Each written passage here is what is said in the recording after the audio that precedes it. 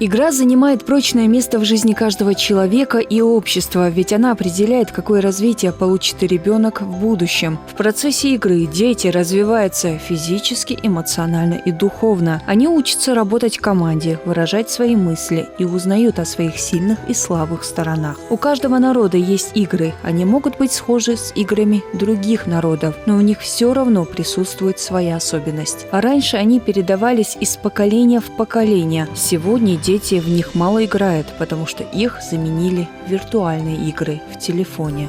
Поэт, журналист, лингвист и этнограф Султан Мережков изучению ингушских игр посвятил не один год жизни. И вот недавно выпустил сборник, где собраны все известные ингушские игры. Алгай лоузерыщи, лоузера куцущи. Этот труд был представлен на выставке в Музее краеведения имени Тугана Мальцагова. Научный сотрудник по этнографии Жанна Дзейтова озвучила название игр на ингушском. Хаша лоузер, Ольга лоузер, Лочкарга лоузер, Йылбыз баргал, Кук суалуз, Оз хахиқа, Кужол гыштылелер, и ухағы берж лоузычхан, геттер чах, бақсық ирден бәмбар, Оз ждол ждар хадин.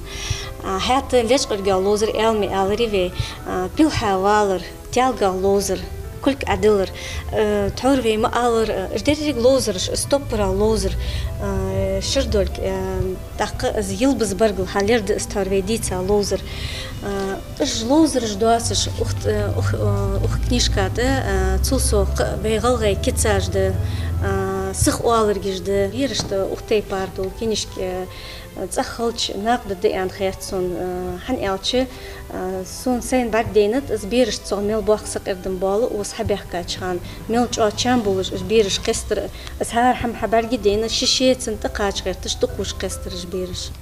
Выставка открылась 5 августа. Ее посетили как люди, интересующиеся историей, так и дети, которым этнограф не просто рассказал о каждой игре, в которую играли наши предки, но и дал возможность самим сыграть, чему они, несомненно, порадовались.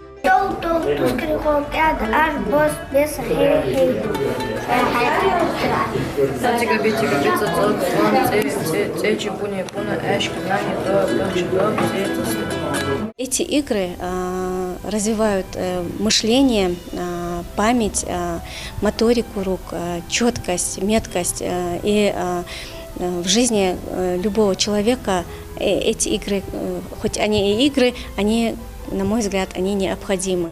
Если мы присмотримся внимательно к представленным на выставке предметам, то сможем отметить, что они изготовлены из природных материалов – дерево, камень, шерсть. Создавались они не промышленными машинами, а рукой человека, который вкладывал в них всю свою любовь. И часто такой инвентарь передавался из поколения в поколение. И даже сегодня дети, которые, казалось бы, не удивить игрушками, слушали этнографа очень внимательно. В каждой игре имеется пошаговая инструкция и короткая история. Вот откуда, как пришли эти игры.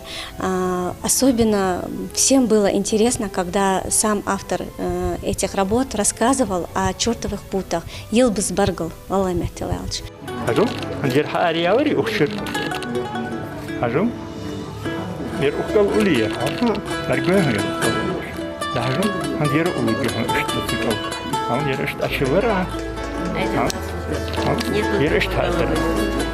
Цель выставки «Ингушские игры» – показать и рассказать подрастающему поколению культуру и самобытность своего края, познакомиться с историческим наследием ингушского народа, в полной мере себя оправдала. Выставка прошла в рамках Года народного творчества и нематериального культурного наследия народа в России, которым ознаменован 2022. Она продлится до 13 августа.